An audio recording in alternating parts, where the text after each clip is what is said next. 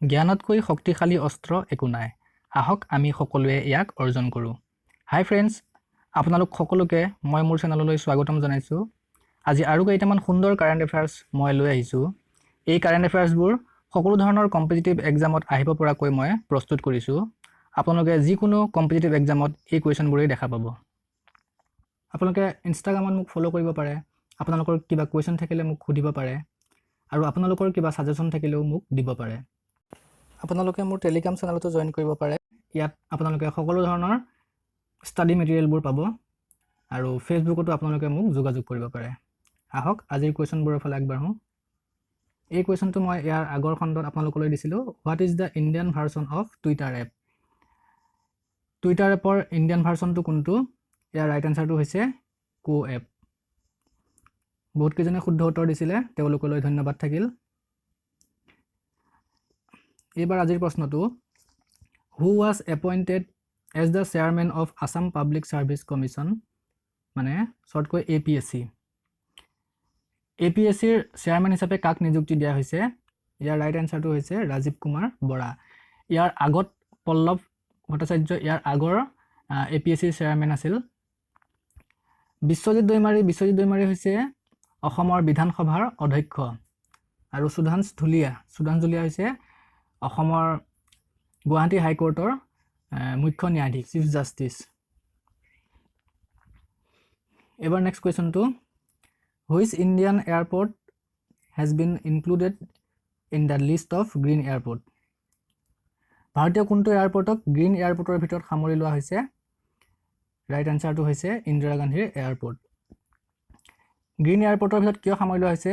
এই এয়াৰপৰ্টে 532 ton 532 ton carbon emission reduce কৰাৰ বাবে এই এয়াৰপৰ্টটোক গ্ৰীণ এয়াৰপৰ্ট হিচাপে সামৰি লোৱা হৈছে।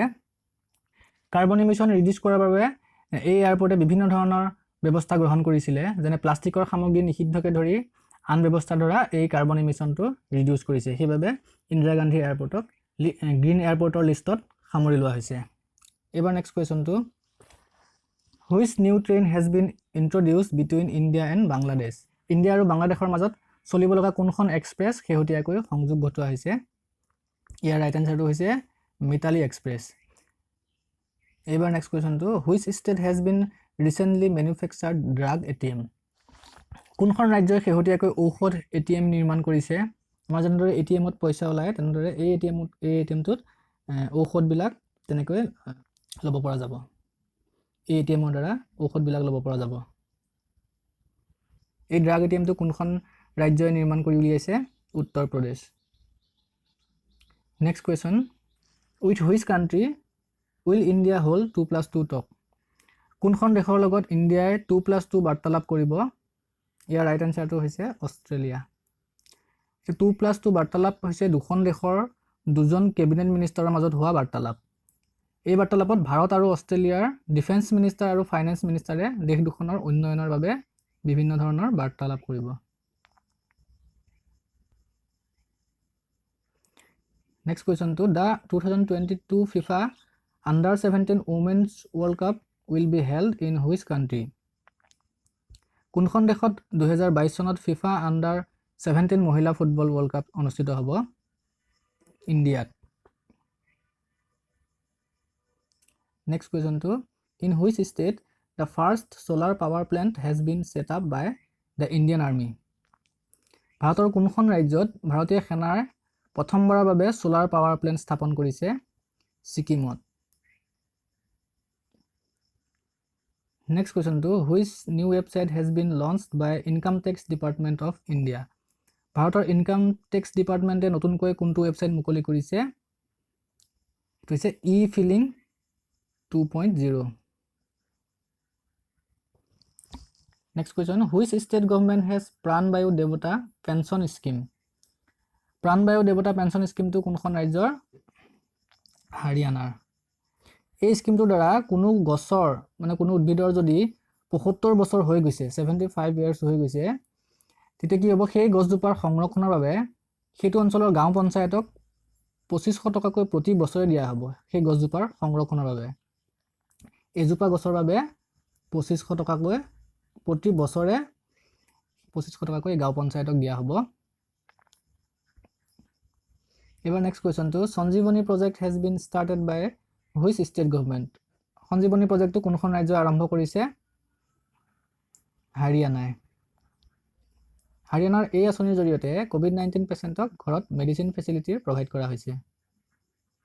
নেক্সট কুৱেশ্যনটো which bank has approve $500 million for the development of MSMEs in India. ইণ্ডিয়াৰ MSME কোনটো বেংকে $500 million দিয়াৰ বাবে অনুমোদন জনাইছে? ৱৰ্ল্ড বেংকে। MSMEৰ ফুল ফৰ্মটো হৈছে micro' small and medium enterprises. MSMEক ইণ্ডিয়ান ইকনমিৰ বেকবোন বুলিও কোৱা হয়। আৰু এটা কথা জানি থওক, ৱৰ্ল্ড বেংকে কোনো এখন দেশৰ ডেভেলপৰ কাৰণে লোন দিয়ে, কিন্তু IMF কোনো এখন দেশৰ ইকনমিক যেতিয়া ইকনমিকেলি ট্ৰেপ হ'লে তেতিয়াহে সেই দেশখনক লোন দিয়ে। নেক্সট কুৱেশ্যনটো which state government has announced the Ratna award on the lines of Bharat Ratna and Padma awards. কোনখন ৰাজ্যৰ চৰকাৰে ভাৰত ৰত্ন আৰু পদ্ম পুৰস্কাৰৰ দৰে সেই ৰাজ্যটো ৰত্ন আৰু পদ্ম পুৰস্কাৰ দিয়াৰ কথা ঘোষণা কৰিছে? আপোনালোকে এইটো গম পাইছে ইতিমধ্যে, অসম চৰকাৰে ঘোষণা কৰিছে। এই পুৰস্কাৰটো ভাৰত ৰত্ন, পদ্মবিভূষণ, পদ্মভূষণ, পদ্মশ্ৰী যেনেকৈ দিয়া হয় তেনেকৈ অসমতো সেই পুৰস্কাৰ দিয়া হ'ব। এই পুৰস্কাৰকেইটাৰ নাম হৈছে অসম ৰত্ন, অসম বিভূষণ, অসম ভূষণ আৰু অসম শ্ৰী। অসম ৰত্নটো হায়েষ্ট এৱাৰ্ড, একজনক দিয়া হ'ব। অসম ৰত্নটো একজনক দিয়া হ'ব আৰু 5 লাখকৈ টকা অসম ৰত্ন পোৱাজনে লাভ কৰিব। তাৰপিছত আহিলে ছেকেণ্ড হায়েষ্টটো হৈছিলে আসাম বিভূষণ। আসাম বিভূষণটো 3জনক দিয়া হ'ব আৰু প্ৰতিজনে 3 লাখকৈ টকা লাভ কৰিব। তাৰপিছতো আছিলে আসাম ভূষণ। আসাম ভূষণটো 5 জনে লাভ কৰিব আৰু প্ৰতিজনকে 2 লাখকৈ টকা দিয়া হ'ব। আৰু তাৰপিছত একেবাৰে শেষত আসাম শ্ৰী। অসম শ্ৰী 10 জনক দিয়া হ'ব আৰু প্ৰতিজনে 1 লাখ টকাকৈ লাভ কৰিব। ইয়াৰ লগতে এই পুৰস্কাৰসমূহ লাভ কৰাসকলে অসম ভৱনসমূহত বিনামূলীয়াকৈ থকাৰ সুবিধা লাভ কৰিব, ফ্ৰী মেডিকেল ট্ৰিটমেণ্ট লাভ কৰিব আৰু ASTC বাছসমূহত বিনামূলীয়াকৈ ভ্ৰমণ কৰিব পাৰিব। লগতে আৰু এটা জানি থওক, অসম চৰকাৰে 3 ছেপ্টেম্বৰত খেল পেঞ্চন দিয়াৰ কথা আঁচনিও ঘোষণা কৰিছে। আৰু এই আঁচনিটো 3 ছেপ্টেম্বৰত কিয় দিয়া হৈছে? 3 ছেপ্টেম্বৰত অসমত অভিৰুচি ক্ৰীড়া দিৱস হিচাপে পালন কৰা হয়, সেইবাবে 3 ছেপ্টেম্বৰত এই খেল পেঞ্চন দিয়াৰ আঁচনি ঘোষণা কৰিছে। আৰু লগতে 7 ডিচেম্বৰত সাহিত্যিক পেঞ্চন দিয়াৰ কথাও ঘোষণা কৰিছে। নেক্সট কুৱেশ্যনটো which state government has Kaushalya Matritva Yojana. Kaushalya Matritva যোজনা কোনখন ৰাজ্যৰ? এই যোজনাটো হৈছে ছত্তীশগড়ৰ। কন্যা ভ্ৰূণ হত্যা বন্ধ কৰাৰ বাবে এই আঁচনি ৰাজ্য চৰকাৰে গ্ৰহণ কৰিছে। এই আঁচনিৰ জৰিয়তে কন্যা সন্তানৰ জন্ম হ'লে পৰিয়ালক আৰ্থিক সাহায্য দিয়া হ'ব। নেক্সট কুৱেশ্যনটো who has been appointed as the new election commissioner in the central election commission. Central election কমিশ্যনৰ ইলেকশ্যন কমিশ্যনাৰ হিচাপে কাক নিযুক্তি দিয়া হৈছে? অনুপ চন্দ্ৰ পাণ্ডেক। ইয়াৰ আগত এটা মই কুৱেশ্যন দিছিলোঁ ইয়াৰ আগৰ খণ্ডত, চিফ ইলেকশ্যন কমিশ্যনাৰ হিচাপে কাক নিযুক্তি দিয়া হৈছে? এইটো আপোনালোকে খেলিমেলি নকৰিব। চিফ ইলেকশ্যন কমিশ্যনাৰ হিচাপে সুশীল চন্দ্ৰাক নিযুক্তি দিয়া হৈছে আৰু ইলেকশ্যন কমিশ্যনাৰ হিচাপে অনুপ চন্দ্ৰ পাণ্ডেক নিযুক্তি দিয়া হৈছে। নেক্সট কুৱেশ্যনটো which state has been ranked first in the sex ratio' under the sustainable development goals release by NITI Aayog. নীতি আয়োগৰ ছাষ্টেইনেবল ডেভেলপমেণ্ট গ'লছৰ তথ্যমতে ভাৰতৰ কোনখন ৰাজ্যই লিংগ অনুপাতত প্ৰথম স্থান অধিকাৰ কৰিছে? ৰাজ্যখন হৈছে ছত্তীশগড়। ছেকেণ্ড স্থানত আছে কেৰালা, তাৰপিছত আছে ৱেষ্ট বেংগল, তাৰপিছত আছে উত্তৰাখণ্ড। ছত্তীশগড়ৰ অনুপাতটো হৈছে 958, কেৰালাৰ 957, ৱেষ্ট বেংগলৰ 941 আৰু উত্তৰাখণ্ডৰ 840। এতিয়া 958, 957 কি? প্ৰতি 1000 জন পুৰুষৰ বিপৰীতে মহিলাৰ অনুপাত। ছাষ্টেইনেবল ডেভেলপমেণ্ট গ'লৰ তথ্যমতে অপৰাধৰ ক্ষেত্ৰত অসম প্ৰথম স্থানত আছে। মহিলাৰ ওপৰত হোৱা অপৰাধৰ ক্ষেত্ৰত অসম আছে প্ৰথম স্থানত। এই তথ্যমতে প্ৰতি 1 লাখ মহিলাৰ ভিতৰত 177.8 জনী মহিলাৰ ওপৰতে অত্যাচাৰ হয়। আৰু মহিলাৰ ওপৰত হোৱা অপৰাধৰ ক্ষেত্ৰত একেবাৰে শেষৰ স্থানত আছে নাগালেণ্ড। নেক্সট কুৱেশ্যনটো হৈছে in which state the first solar eclipse 2021 has been observe in India 2021 প্ৰথমটো সূৰ্যগ্ৰহণ কোন দুখন ৰাজ্যত দেখা পোৱা গৈছিল অৰুণাচল প্ৰদেশ আৰু লাডাখত দেখা পোৱা গৈছিলে